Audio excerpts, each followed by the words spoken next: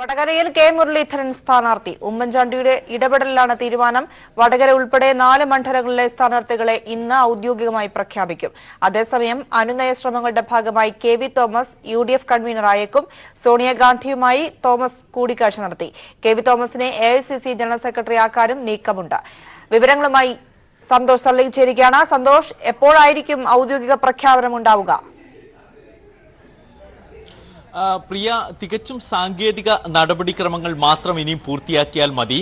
AICC നേതൃത്വത്തെ KPCC നേതൃത്വം വടകരയിലെ തർക്കം പരിഹരിക്കപ്പെട്ടു വെച്ചിട്ടുണ്ട്. വടകരയിൽ വട്ടിയൂർക്കാവ് MLA മുരളീധരൻ മത്സരിക്കുമെന്നറിയിച്ചു. ഇതിന് സമ്മതം അദ്ദേഹം അറിയിച്ചു എന്ന് മുഗൾ വാസ്നിക്കിനെ മുല്ലപ്പള്ളി രാമചന്ദ്രൻ തന്നെ നേരിട്ട് രാവിലെയോടുകൂടി അറിയിച്ചു.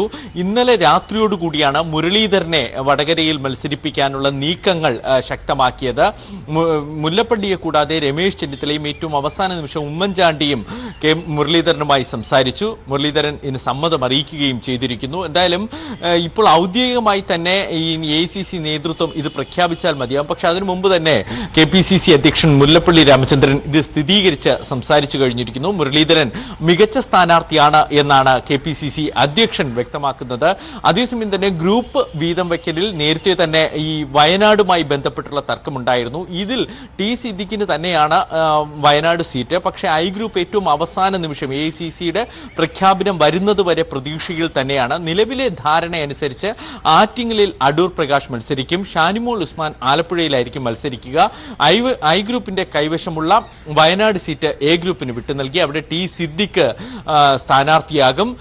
വടകരയിൽ മുല്ലപ്പള്ളിക്ക് പകരം മുരളീധരൻ തന്നെ സ്ഥാനാർത്ഥി. ഏറ്റവും അവസാന നിമിഷം വരെ മുല്ലപ്പള്ളിക്ക് മേൽ വലിയ സമ്മർദ്ദമുണ്ടായിരുന്നു. അത് പക്ഷേ അദ്ദേഹം അംഗീകരിച്ചില്ല, മത്സരിക്കില്ല എന്ന് തന്നെ അറിയിച്ചു. അങ്ങനെയാണ് മുരളീധരനിലേക്ക് എത്തിയിരിക്കുന്നത്. എന്തായാലും ഇന്ന് രാത്രിയോടുകൂടിയായിരിക്കും AICC നേതൃത്വം ഇത് സംബന്ധിച്ച് പ്രഖ്യാപനം നടത്തുക. കാരണം ഇപ്പോൾ രാഹുൽ ഗാന്ധി ഡൽഹിയിലില്ല. വടക്കുകിഴക്കൻ സംസ്ഥാനങ്ങളിൽ തെരഞ്ഞെടുപ്പ് പ്രചാരണത്തിലാണ്. ഇതിനു മുമ്പ് 4 സ്ഥാനാർത്ഥി ലിസ്റ്റുകൾ AICC പുറത്തിറക്കിയപ്പോഴും രാത്രി കഴിഞ്ഞിരുന്നു. ഏറ്റവും അവസാനം കേരളം ഉൾപ്പെടെയുള്ള 5 സംസ്ഥാനങ്ങളുടെ സ്ഥാനാർത്ഥി പ്രഖ്യാപനം നടത്തിയപ്പോഴും 11 മണിയോട് അടുത്തിരുന്നു. ഇപ്രാവശ്യവും അത്രയേറെ വൈകും. കാരണം ഇനി രാഹുൽ ഗാന്ധി ഡൽഹിയിലെത്തണം.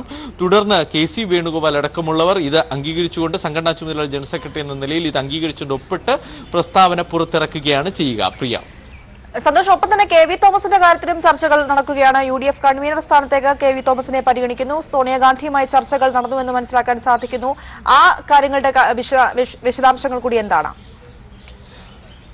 പ്രിയ, ഇതിനിടയിലാണ് നിർണായകമായ മറ്റൊരു നീക്കം കെ.വി. തോമസ് നടത്തിയത്. ഇന്ന് രാവിലെ 11 മണിയോടുകൂടി കെ.വി. തോമസ് സോണിയാഗാന്ധിയെ വസതിയിലെത്തി കണ്ടു. അതിനുശേഷം അദ്ദേഹം സംസാരിച്ചപ്പോഴും വലിയ ആത്മവിശ്വാസം പ്രകടിപ്പിച്ചു. കേരളത്തിലെ മുഴുവൻ മണ്ഡലങ്ങളിലും കോൺഗ്രസിന് വേണ്ടി പ്രചാരണം നടത്തും എന്നാണ് അറിയിച്ചത്. പക്ഷേ തന്നെ മുന്നറിയിപ്പില്ലാതെ സ്ഥാനാർത്ഥി പട്ടികയിൽ നിന്നും ഒഴിവാക്കിയതിലെ എതിർപ്പുണ്ട് എന്ന കാര്യം സോണിയാഗാന്ധി അറിയിച്ചു എന്ന് കെ.വി. തോമസ് പറയുന്നു. കെ.വി. തോമസിനെ അനുനയിപ്പിക്കുന്നതിന്റെ ഭാഗമായാണ് UDF കൺവീനർ സ്ഥാനമോ AICC ജനറൽ സെക്രട്ടറി പദമോ അദ്ദേഹത്തിന് വാഗ്ദാനം ചെയ്തിരിക്കുന്നത്. പക്ഷേ ഇക്കാര്യത്തിൽ ഔദ്യോഗികമായി തന്നെ ഇത്തരമൊരു നീക്കുപോക്കുണ്ടോ എന്ന് പറഞ്ഞിട്ടില്ല എങ്കിൽ പോലും UDF കൺവീനർ സ്ഥാനം കെ.വി. തോമസിന് നൽകുന്നതിനോട് A ഗ്രൂപ്പ് പൂർണ്ണമായും യോജിക്കുന്നില്ല. കെ.വി. ആകട്ടെ ഡൽഹിയിൽ തന്നെ തുടരാനുള്ള വഴികൾ തന്നെയാണ് ആലോചിക്കുന്നത്. എറണാകുളത്ത് പോകാനോ അല്ലെങ്കിൽ പ്രചാരണം ഇതുവരെ അദ്ദേഹം ആരംഭിച്ചിട്ടില്ല. അതിന്റെ എതിർപ്പ് അദ്ദേഹം ഇപ്പോഴും നിലനിർത്തുന്നുണ്ട്. പുറമെ അങ്ങനെ അല്ല പറയുന്നതെങ്കിലും UDF കൺവീനർ സ്ഥാനം നിലവിൽ A ഗ്രൂപ്പിന്റെ കൈവശമുള്ള ഒരു പദവിയാണ്. അത് ബെന്നി ബെഹനാൻ അവിടെ നിന്ന് മാറി ചാലക്കുടിയിൽ മത്സരിക്കുന്നതുകൊണ്ട് മാത്രമാണ് ഒരു ഒഴിവായി വരുന്നത്. പക്ഷെ കെ.വി. തോമസിനെ കൈമാറുന്നതിനോട് ഇനി ഉമ്മൻചാണ്ടി കൂടി താല്പര്യം പ്രകടിപ്പിക്കും. പക്ഷെ നിലവിലെ സാഹചര്യത്തിൽ അത് അത്ര എളുപ്പമല്ല. എങ്കിൽ അദ്ദേഹത്തിന് ജനറൽ സെക്രട്ടറി പദം നൽകി പ്രശ്നപരിഹാരത്തിനായിരിക്കും AICC നേതൃത്വം ശ്രമിക്കുക. പ്രിയ, ശരി, വിവരങ്ങളാണ് സന്തോഷ് സള്ളി നൽകിയത്. വടകരയിൽ മത്സരിക്കാൻ തയ്യാറെന്ന് കെ. മുരളീധരൻ MLA. പാർട്ടി തന്നോട് ആവശ്യപ്പെട്ടാൽ താൻ മത്സരിക്കുമെന്നും കെ. മുരളീധരൻ മാധ്യമങ്ങളോട് പറഞ്ഞു. മത്സരിക്കാൻ തയ്യാറാണെന്ന് അക്രമരാഷ്ട്രീയത്തിനെതിരെ പോരാടാനും വടകരയിൽ 10 വർഷം KPC പ്രസിഡന്റ് നടത്തിയ വികസന പ്രവർത്തനങ്ങൾ തുടരാനും പാർട്ടി തയ്യാറാണോ എന്ന് എന്നോട് ചോദിച്ചപ്പോൾ പാർട്ടി ഏൽപ്പിക്കുന്ന ഏത് ദൗത്യം നിർവഹിക്കാമെന്ന് ഞാൻ മറുപടി പറഞ്ഞു. അത് മാത്രമേ എനിക്കറിയൂ. അന്നോട് മത്സരിക്കാൻ തയ്യാറെടുത്ത് പാർട്ടി പറഞ്ഞാൽ തീർച്ചയായിട്ടും മത്സരിക്കും. ഒരിക്കലും വീഴ്ചയല്ല. കോൺഗ്രസ് എല്ലാ ഘടകങ്ങളും പരിശോധിച്ചതിന് ശേഷമാണ് സ്ഥാനാർത്ഥികളെ നിശ്ചയിക്കുക. അതനുസരിച്ച് തന്നെയാണ് സ്ഥാനാർത്ഥികളെ നിശ്ചയിച്ചിട്ടുള്ളത്. അതുകൊണ്ട് സ്ഥാനാർത്ഥിയെ നിശ്ചയിക്കാൻ വൈകി എന്നുള്ളത് കൊണ്ട് അത് ഒരിക്കലും വിജയപരാജയങ്ങളെ ബാധിക്കില്ല. UDF നല്ല വോട്ടോടുകൂടെ വിജയിച്ചു. ഞാൻ എതിരാളി ആരാണെന്ന് നോക്കാറില്ല. മത്സരം ആശയങ്ങൾ തമ്മിൽ ജനാധിപത്യവും അക്രമ രാഷ്ട്രീയവും തമ്മിലുള്ള പോരാട്ടം. കെ മുരളീധരന് വടകരയിൽ അനായാസം ജയിക്കാൻ കഴിയുമെന്ന മുല്ലപ്പള്ളി രാമചന്ദ്രൻ ഹൈക്കമാൻഡിന്റെ അനുമതിയോടെ സ്ഥാനാർത്ഥി പ്രഖ്യാപനം ഉണ്ടാകുമെന്നും അദ്ദേഹം പ്രതികരിച്ചു. കെ മുരളീധരൻ വന്നാൽ തീർച്ചയായിട്ടും നല്ല ഒരു പോരാട്ടം നടത്തിക്കൊണ്ട് അവിടെ ഞങ്ങൾക്ക് വിജയിക്കാൻ സാധിക്കുമെന്ന് പ്രത്യാശ എനിക്കുണ്ട്. മാത്രവുമല്ല, ഏത് സ്ഥാനാർത്ഥി നിർത്തിയാലും അവിടെ ജയിക്കാനുള്ള എല്ലാ സാധ്യതയും ഇപ്പോഴുണ്ട്. മുരളീധരനാണെങ്കിൽ അനായാസേന ജയിച്ചു വരാൻ സാധിക്കും എന്ന കാര്യത്തിന് എനിക്ക് അശേഷ സംശയമില്ല. കെ മുരളീധരന്റെ പേര് ഹൈക്കമാൻഡിന് മുമ്പിൽ വെച്ചോ? കെ മുരളീധരൻ സമ്മതിച്ച സ്ഥിതിക്ക് തീർച്ചയായിട്ടും അത് പരിഗണിക്കപ്പെടണം എന്ന കാര്യം അദ്ദേഹത്തിന് മുമ്പിൽ ഞാൻ വയ്ക്കും. കോൺഗ്രസ് സ്ഥാനാർത്ഥി പട്ടികയിൽ തർക്ക സീറ്റുകൾ പരിഹരിക്കുമ്പോൾ ഐ ഗ്രൂപ്പിനെ വെട്ടിനിരത്തി എ ഗ്രൂപ്പ്. ചെന്നിത്തലയെ മറികടന്ന് മുരളീധരന് സീറ്റ് ഉറപ്പിച്ചത് ഉമ്മൻചാണ്ടിയുടെ തന്ത്രം. ബെന്നി ബെഹ്റാനൊപ്പം ടി സിദ്ദിഖിനെ വയനാട് ഉറപ്പിച്ച് ഉമ്മൻചാണ്ടി മേൽക്കൈ നേടുന്നു. കോൺഗ്രസിൽ ഗ്രൂപ്പ് പോര് ശക്തമാവുകയാണ്. വിവരങ്ങളുമായി ലെസ്ലി ചേരുന്നു. ലെസ്ലി, സൂചിപ്പിച്ച പോലെ തന്നെയാണ് ഗ്രൂപ്പ് പോര് ശക്തമാകുന്ന രീതിയിലുള്ള കാര്യങ്ങളാണ് ഇപ്പോൾ നടന്നുകൊണ്ടിരിക്കുന്നത്. എല്ലാ രീതിയിലും പൊട്ടിത്തെറികൾ ഉള്ളിൽ നടക്കുന്നു എന്ന് മനസ്സിലാക്കാൻ സാധിക്കുന്നു. അത് ഇപ്പോഴത്തെ ഈ നീക്കങ്ങളൊക്കെ പലതും പരസ്യമായി രംഗത്ത് എത്തുകയും ചെയ്തിരിക്കുകയാണ്. ഇപ്പോൾ ഈ തരത്തിലുള്ള പ്രശ്നങ്ങൾ അരങ്ങേറുമ്പോൾ എന്താണ് നമ്മൾ മനസ്സിലാക്കേണ്ടത്? പ്രിയ, സംസ്ഥാന കോൺഗ്രസ് രാഷ്ട്രീയത്തിലെ ഗ്രൂപ്പ് പോര് അത് അതിന്റെ പാരമ്പര്യത്തിലും അവസാനത്തിലും എത്തുന്ന സൂചന തന്നെയാണ് ഈ സ്ഥാനാർത്ഥി നിർണയ സംഭവങ്ങളിൽ നിന്നും വ്യക്തമാകുന്നത്.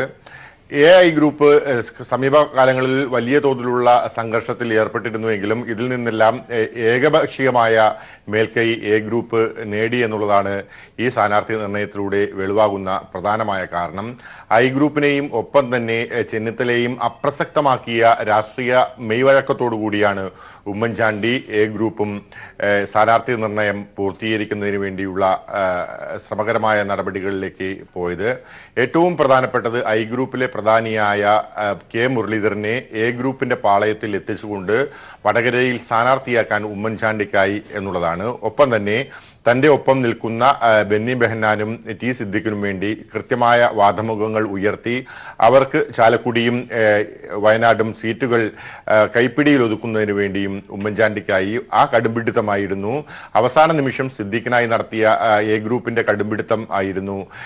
യാതൊരു വിട്ടുവീഴ്ചയും ഇല്ലാത്ത ഉമ്മൻചാണ്ടിയുടെ കടുംപിടുത്തമായിരുന്നു ഇത്ര ദീർഘമായ ഒരു ഇടവേളയിലേക്ക് സ്ഥാനാർത്ഥി ചർച്ച കൊണ്ടുപോകാനുള്ള പ്രധാന കാരണം. നമുക്കറിയാം, സ്ഥാനാർത്ഥി ചർച്ച എങ്ങും എത്താത്ത സാഹചര്യത്തിലും കടുംപിടുത്തത്തിൽ നിന്നും പുറകോട്ട് പോകാൻ ഉമ്മൻചാണ്ടി തയ്യാറാകാതിരുന്ന സാഹചര്യത്തിലും ചെന്നിത്തല ഡൽഹി വിട്ട് കേരളത്തിലേക്ക് നിരാശയോടെ മടങ്ങുന്ന കാഴ്ചയും നമ്മൾ കണ്ടു. എന്തായാലും A ഗ്രൂപ്പ് ശക്തി പ്രാപിക്കുന്നതിനോടൊപ്പം I ഗ്രൂപ്പ് കേരള കോൺഗ്രസ് രാഷ്ട്രീയത്തിൽ നിന്ന് ഇല്ലാതാവുന്ന സാഹചര്യമാണ് നിലവിലുള്ളത്. ഏറ്റവും പ്രധാനമായത് മുൻപ് സംസ്ഥാന കോൺഗ്രസിന്റെ പുനഃസംഘടന വരുന്ന ഘട്ടത്തിൽ കെ മുരളീധരനെയായിരുന്നു ഉമ്മൻചാണ്ടി UDF കൺവീനർ സ്ഥാനത്തേക്ക് ശുപാർശ ചെയ്തിരുന്നത്. എന്നാൽ ഇത് വളരെ വിദഗ്ധമായി ബെന്നി ബെഹന്നാന്റെ പേര് ഉയർത്തിക്കാട്ടി ചെന്നിത്തല അത് മറികടക്കുകയും കൃത്യമായി മുരളീധരനെ നേതൃസ്ഥാനത്തേക്ക് എത്തിക്കാതിരിക്കാനുള്ള ശ്രമകരമായ നടപടിയുമുണ്ടായി. ഇതിന് ഒരു മറുപടി കൂടിയാണ് ഇപ്പോൾ മുരളീധരനെ A ഗ്രൂപ്പിൽ എത്തിച്ചുകൊണ്ട് വടകരയിലെ സ്ഥാനാർത്ഥിയായി പ്രഖ്യാപിക്കുന്നതിനുള്ള ചുക്കാൻ ഉമ്മൻചാണ്ടി ഏറ്റെടുക്കുകയും A ഗ്രൂപ്പ് വളരെ വിജയകരമായി ഇത് നടപ്പിലാക്കുകയും ചെയ്തത്. ശരി, കോൺഗ്രസ് സ്ഥാനാർത്ഥി പട്ടികയിൽ തർക്ക സീറ്റുകൾ പരിഹരിക്കുമ്പോൾ ഐ ഗ്രൂപ്പിനെ വെട്ടിനിരത്തി A ഗ്രൂപ്പ്. ചെന്നിത്തലയെ മറികടന്ന് മുരളീധരന് സീറ്റ് ഉറപ്പിച്ചത് ഉമ്മൻചാണ്ടിയുടെ തന്ത്രമാണ്. ബെന്നി ബെഹ്റാനൊപ്പം ടി സിദ്ദിഖിനെ വയനാട് ഉറപ്പിച്ച് ഉമ്മൻചാണ്ടി മേൽക്കൈ നേടുന്നു. വിശദാംശങ്ങളാണ് ലെസ്ലി നൽകിയത്. ചാന്നാർ ലഹള പാഠഭാഗത്തിൽ നിന്നും ഒഴിവാക്കിയത് ഗൗരവകരമെന്ന് പുന്നല ശ്രീകുമാർ. NCERT ആശങ്ക അറിയിക്കും, നടപടി പിൻവലിക്കണമെന്ന് ആവശ്യപ്പെടും. നവോത്ഥാന സംരക്ഷണ സമിതിയുടെ ആശയങ്ങൾ തെരഞ്ഞെടുപ്പിൽ പ്രതിഫലിക്കുമെന്നും പുന്നല ശ്രീകുമാർ. സമിതിക്ക് ഒരു പ്രത്യേക നിലപാട് ഉണ്ടാകില്ല. ശബരിമല തെരഞ്ഞെടുപ്പിൽ ഒരു ഘടകമാകില്ലെന്നും പുന്നല ശ്രീകുമാർ പ്രതികരിച്ചു. സംസ്ഥാന ഗവൺമെന്റ് തത്വത്തിൽ പാഠ്യപദ്ധതി പരിഷ്കരണം ഉൾപ്പെടെ അത് അംഗീകരിച്ചുകൊണ്ട് മുന്നോട്ട് പോകുന്നൊരു ഘട്ടത്തിലാണ് കേന്ദ്ര ഗവൺമെന്റ് ഈ നവോത്ഥാനത്തിൻ്റെ ഇത്തരം സന്ദേശങ്ങൾ പങ്കുവയ്ക്കുന്ന പാഠഭാഗം ഒഴിവാക്കാൻ തീരുമാനിച്ചിട്ടുള്ളത്. അത് സമിതി വളരെ ഗൗരവതരമായി പരിഗണിച്ചിട്ടുണ്ട്. ഇന്നൊരു ഔദ്യോഗിക പ്രമേയമായി അത് അവതരിപ്പിക്കുകയും അംഗീകരിക്കുകയും ചെയ്തിട്ടുണ്ട്. അത് NCERTക്കും കേന്ദ്ര ഗവൺമെൻറ്റിൻ്റെ മാനവ വിഭവശേഷി മന്ത്രാലയത്തിന് ഇതുമായി ബന്ധപ്പെട്ട് സമിതിയുടെ ആശങ്കയും അഭിപ്രായവും അറിയിക്കാനും ആ പാഠഭാഗം പുനഃസ്ഥാപിക്കുന്നതിനാവശ്യമായിട്ടുള്ള നടപടികളിലേക്ക് പോകണമെന്ന് തീരുമാനിച്ചിട്ടുണ്ട്. EMS അക്കാദമിയിൽ സംഘടിപ്പിച്ച EMS ദിനാഘോഷ പരിപാടിയുടെ ഉദ്ഘാടനം മുഖ്യമന്ത്രി നിർവഹിച്ചു. 1957-ൽ EMSന്റെ നേതൃത്വത്തിൽ അധികാരമേറ്റ സർക്കാരിന്റെ മാതൃകയിൽ തന്നെയാണ് ഇപ്പോഴത്തെ സംസ്ഥാന സർക്കാരും പ്രവർത്തിക്കുന്നതെന്ന് മുഖ്യമന്ത്രി പറഞ്ഞു. കോടിയേരി ബാലകൃഷ്ണൻ അധ്യക്ഷത വഹിച്ച ചടങ്ങിൽ VS അച്യുതാനന്ദൻ മുഖ്യാതിഥിയായിരുന്നു. ആധുനിക കേരളത്തിന്റെ ശില്പി EMS നമ്പൂതിരിപ്പാട് വിട പറഞ്ഞിട്ട് ഇന്ന് 21 വർഷം. തിരുവനന്തപുരത്തെ EMS അക്കാദമിയിൽ സംഘടിപ്പിച്ച ദിനാഘോഷങ്ങളുടെ ഉദ്ഘാടനം മുഖ്യമന്ത്രി പിണറായി വിജയൻ നിർവഹിച്ചു. ആധുനിക കേരളത്തിന്റെ നിർമ്മാണത്തിൽ കുടിയൊഴിപ്പിക്കൽ നിരോധന നിയമം, വിദ്യാഭ്യാസ പരിഷ്കരണം, നിയമനങ്ങളിലെ നിഷ്പക്ഷത എന്നിവയിലൂടെ EMS നൽകിയ സംഭാവന വളരെ വലുതാണെന്ന് മുഖ്യമന്ത്രി പറഞ്ഞു. 1957-ൽ അധികാരമേറ്റ EMSന്റെ നേതൃത്വത്തിലുള്ള സർക്കാരിന്റെ മാതൃകയിൽ തന്നെയാണ് ഇപ്പോഴത്തെ സംസ്ഥാന സർക്കാരും പ്രവർത്തിക്കുന്നതെന്നും ലിംഗനീതി നടപ്പിലാക്കുക എന്നതാണ് സംസ്ഥാന സർക്കാരിന്റെ ലക്ഷ്യമെന്നും അദ്ദേഹം പറഞ്ഞു. എന്നാൽ വർഗീയ ശക്തികളെ പ്രോത്സാഹിപ്പിക്കുക എന്നതാണ് കോൺഗ്രസിന്റെ ലക്ഷ്യം.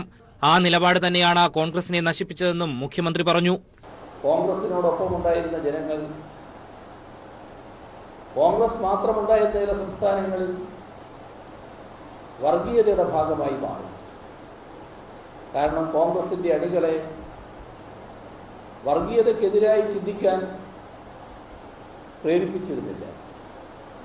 വർഗീയതയ്ക്കെതിരായി ഒന്നും കോൺഗ്രസ് അണികളോട് കോൺഗ്രസ് നേതൃത്വം പറഞ്ഞിരുന്നില്ല.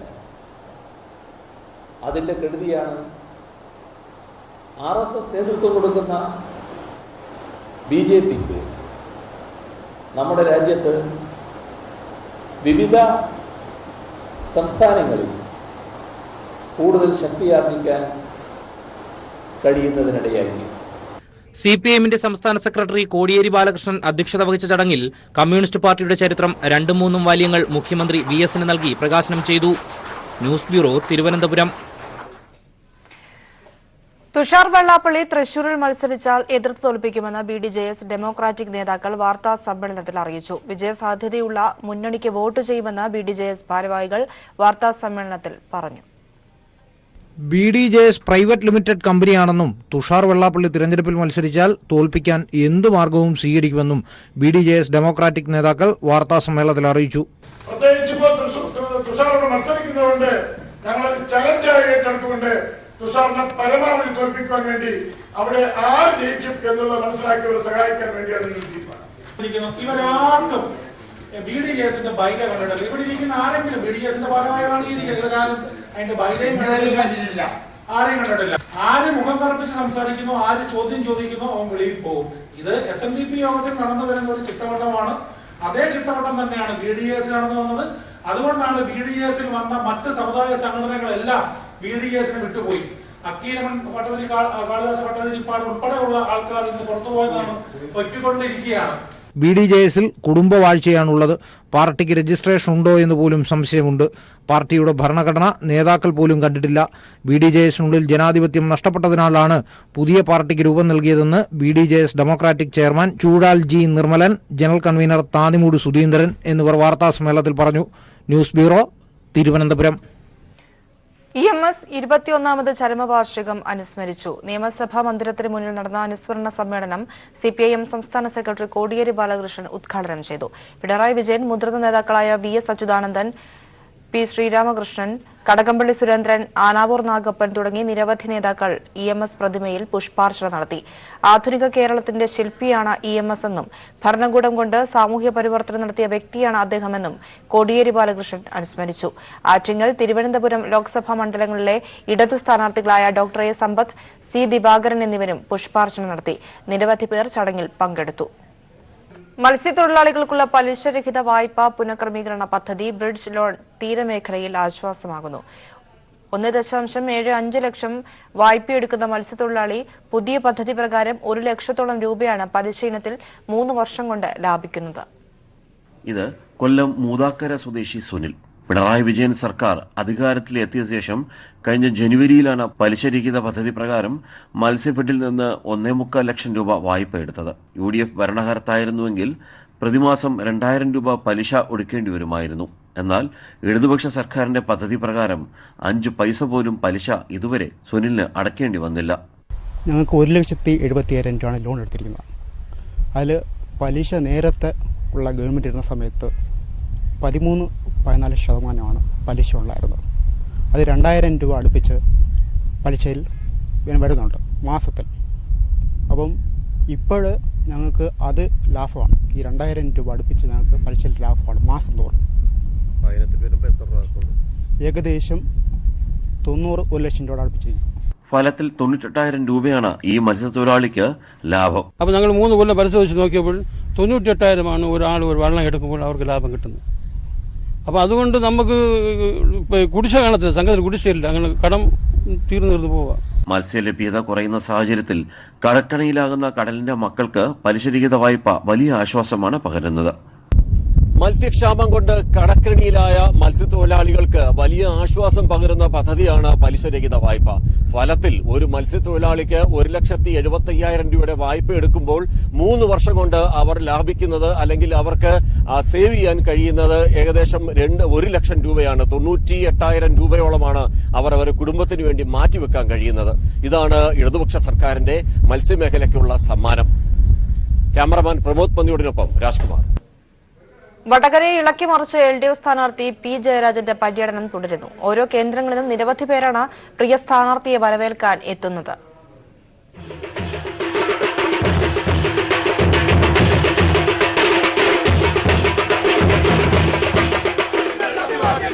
വടകര മണ്ഡലത്തിൽ ആവേശത്തിരയിളക്കിയാണ് P. ജയരാജന്റെ സ്ഥാനാർത്ഥി പര്യടനം തുടരുന്നത്.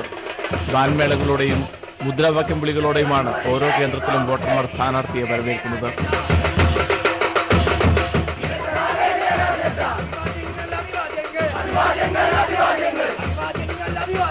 വിവിധ കോളേജുകൾ സന്ദർശിക്കാനെത്തിയപ്പോൾ കന്നി വോട്ടർമാർ ഉൾപ്പെടെയുള്ള പുതുതലമുറയുടെ ആവേശകരമായ വരവേൽപ്പ്. പെൺകുട്ടികളും ആൺകുട്ടികളും പ്രിയ നേതാവിനൊപ്പം സെൽഫിക്കായി മത്സരം. കന്നി വോട്ടർമാർ അവർ കൃത്യമായി തിരിച്ചറിഞ്ഞിട്ടുണ്ട് രാജ്യം അപകടത്തിൽ. ആ അപകടത്തിൽ നിന്നും രാജ്യത്തെ രക്ഷിക്കാനുള്ള കന്നി വോട്ടർമാരുടെ ആഗ്രഹം ഈ പര്യടന വേളയിലൊക്കെ തന്നെ ബോധ്യമായിട്ടുണ്ട്.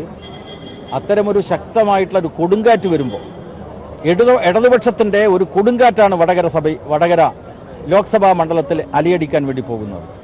അത് വരുമ്പോൾ ഇടതുപക്ഷ വിരുദ്ധന്മാർ പലതരത്തിലുള്ള കോപ്രായങ്ങളും കാണിക്കും, അവിശുദ്ധ കൂട്ടുകെട്ടുണ്ടാക്കാൻ ശ്രമിക്കും.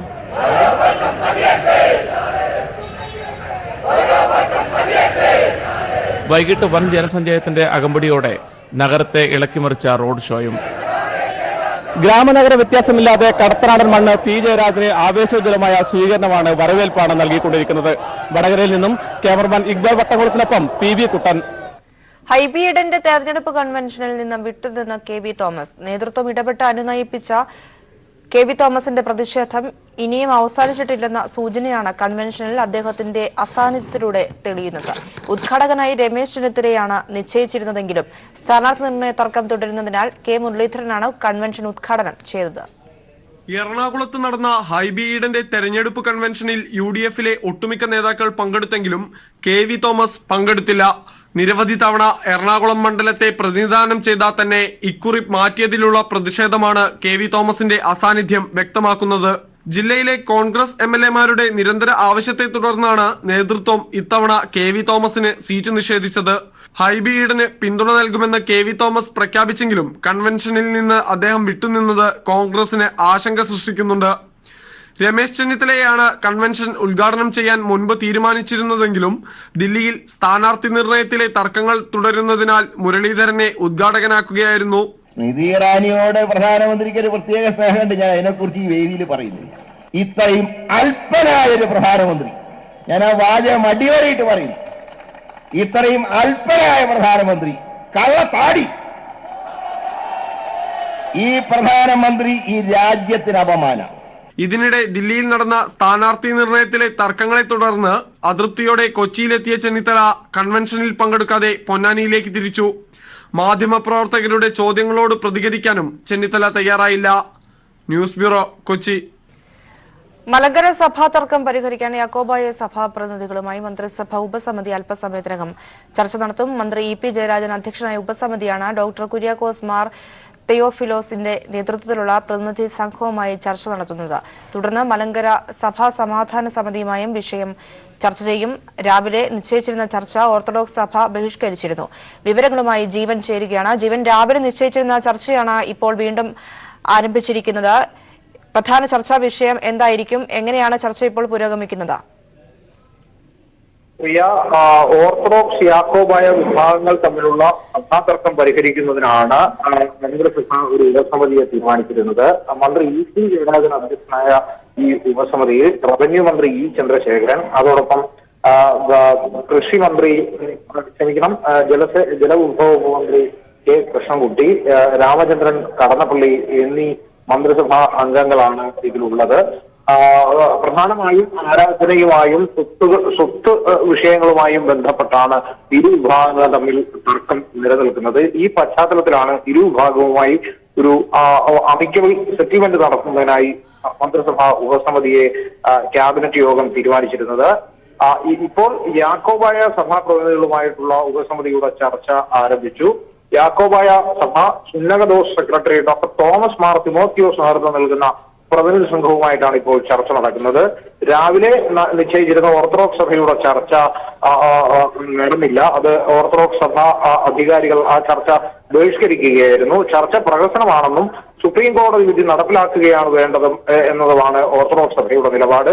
ഈ പശ്ചാത്തലത്തിൽ ഇന്ന് ചേരുന്ന യോഗത്തിന് എത്രമാത്രം ഫലപ്രാപ്തി ഉണ്ടാകും എന്ന കാര്യത്തിൽ ഒരു ആശയക്കുഴപ്പം നിലനിൽക്കുന്നുണ്ട്. എന്തായാലും യാക്കോബായ സഭാ പ്രതിനിധികളുമായുള്ള ചർച്ച ഇപ്പോൾ അകത്ത് പുരോഗമിക്കുകയാണ്. ചർച്ച ആരംഭിച്ചിരിക്കുന്നത്. ശരി, വിവരങ്ങളാണ് ജീവൻ നൽകിയത്.